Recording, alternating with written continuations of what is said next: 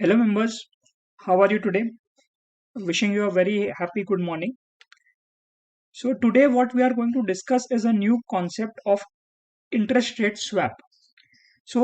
Interest rate swap is in our syllabus, and we will discuss it in brief because not many questions come out of it, but it is very important for all of us to understand what are interest rate swap. So, basically, interest rate swap is a kind of derivative. Okay, so first thing what we will understand is what is a derivative.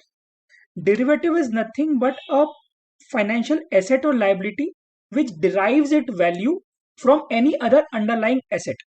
अगर simplest तरीके से समझना है तो आप सोचिए कि एक डेरिवेटिव है पनीर का सब्जी और वो अपनी वैल्यू उसकी अंडरलाइंग एसेट क्या हो गई milk. Okay, so that is a kind of a derivative. So in simple अगर हमारे उसमें देखते हैं तो ऑप्शन एक डेरिवेटिव हो गया, उसकी अंडरलाइंग वैल्यू होती है आपका share market.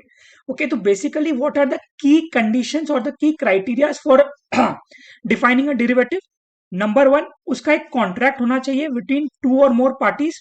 Number two, it should be deriving its values from fluctuations of the value pricing of the underlying asset. जैसे अगर आप ऑप्शन का प्राइसिंग देखते हैं तो वो जैसे शेयर मार्केट ऊपर नीचे होती है तो ऑप्शन का दाम भी ऊपर नीचे होता है. तो उस तरीके के प्रोडक्ट को हम लोग डेरिवेटिव बोलते हैं. तो those kind of products are called as derivatives. Types of derivative there are in market. There are four types of derivatives. Okay, number one is forward contract, number two future contract, number three options, number four swaps. So we will discuss each of them one by one in different videos. So today what we are going to do is we are going to discuss only swap contract, and that too only interest rate swap contract in that. Okay, now, when I say that derivatives are controlled by a particular contract, or there is a contract which has to be there to understand what is derivative. So, who drives the market of derivative in India? So, in India, after the 1992 scam happened, SEBI was launched, and then in 1998, another board called as FIMDA was launched. So, FIMDA is the board who is responsible for regulating the market in India for derivatives. So FIMMDA का full form क्या होता है? Fixed income money market derivative association of India.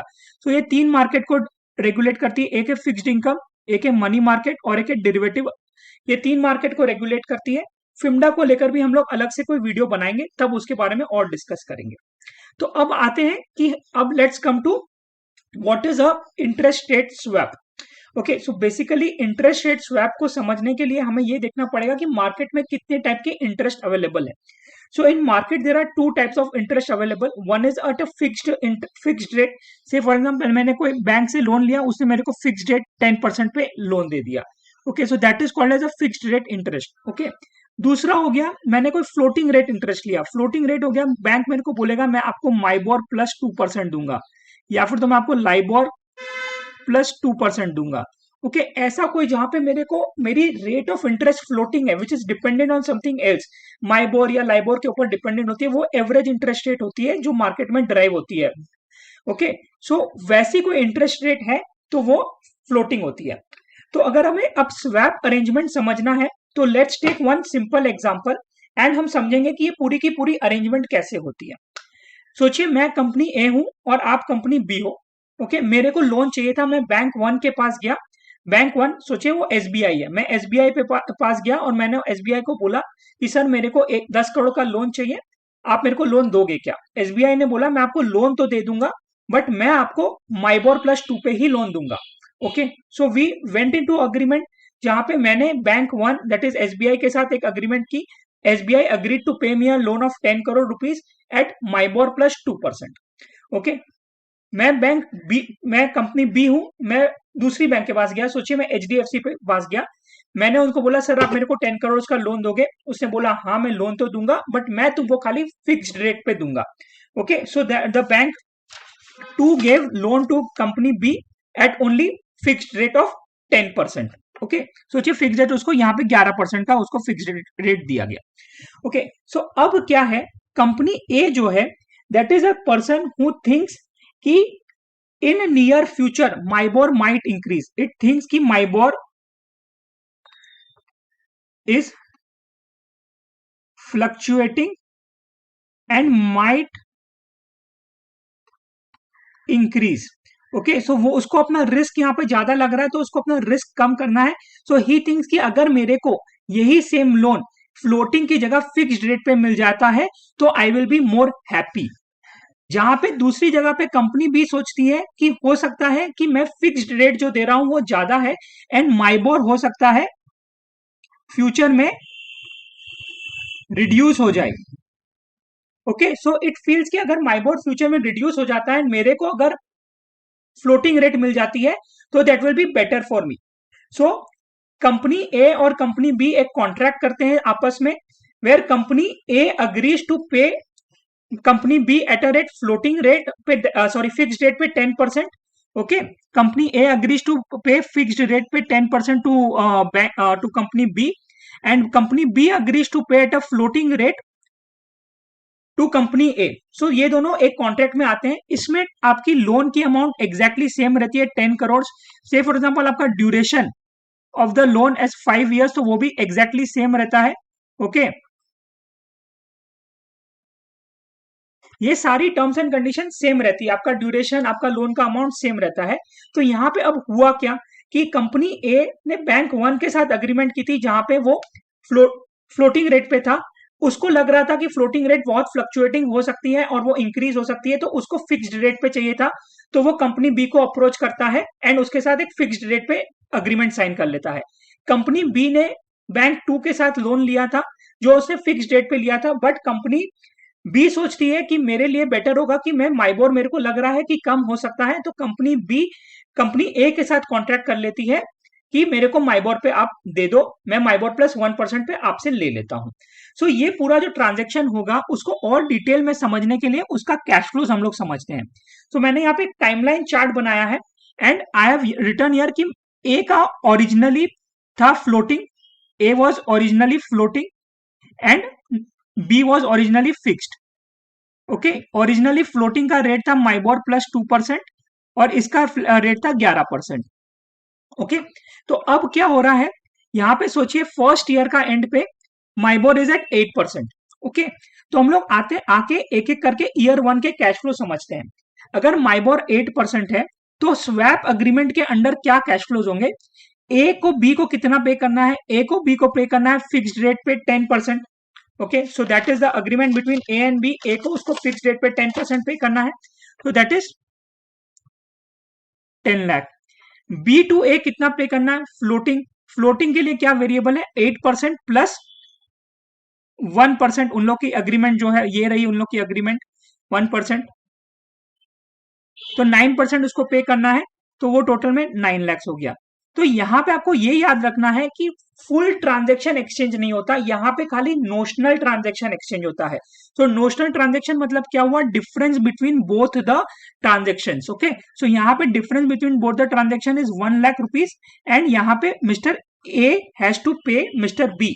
So A will pay mister B rupees 1 lakh at the end of first year. Now let's see what happens at the end of year two. Say for example year two में माइबोर आपकी 10% हो जाती है, माइबोर बढ़ जाती है। Okay, तो what will ए पे टू बी। ए तो अभी भी फिक्स में ही पे करने वाला है बिकॉज उसने स्वैप अग्रीमेंट किया हुआ है फिक्स का, तो ए तो 10 लाख ही पे करेगा। बट अगर अब माइबोर 10% हो गया तो बी कितना पे करेगा, माइबोर प्लस 1% दैट इज 11%। तो बी हैज टू पे 11 लाख रुपीज। तो यहाँ पे नोशनल अमाउंट कितनी हुई, यहाँ पे भी वापस 1 लाख रुपीज हुई, बट इस बार क्या हो रहा है, mister B is suppose to pay mister A because mister B का outflow is more because of increase in MIBOR. तो अगर इसको ए और बी की बुक्स ऑफ अकाउंट्स में समझने का कोशिश करते हैं तो ईयर वन का ट्रांजेक्शन क्या हुआ। ईयर वन का ट्रांजेक्शन हुआ, ए को जो अपनी बैंक, ए को जो एसबीआई को पे करना है, एसबीआई को तो उसको पे करना ही है, तो A has to pay to SBI at a floating rate. हमारा माइबोर 8% है, तो वो कितना पड़ेगा, 8 प्लस 2% 10%। तो 10% यहाँ पे आएगा, 10 into 10%, that is 10 lakh rupees वो यहाँ पे करेगा। अंडर स्वैप अग्रीमेंट जो हमने ऊपर यहां देखा, अंडर स्वैप अग्रीमेंट उसको इसको 1 लाख रुपया देना है, तो नेट वो 11 लाख रुपया देगा, तो उसकी परसेंटेज कितनी हो गई, 11% हो गई।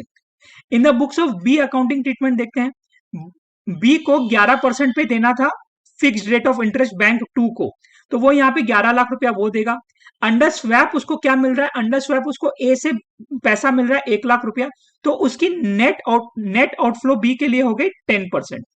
ओके, अब लेट्स अंडरस्टैंड फ्रॉम ईयर 2 का प्रोस्पेक्टिव। ओके, ईयर 2 का प्रोस्पेक्टिव से समझते हैं।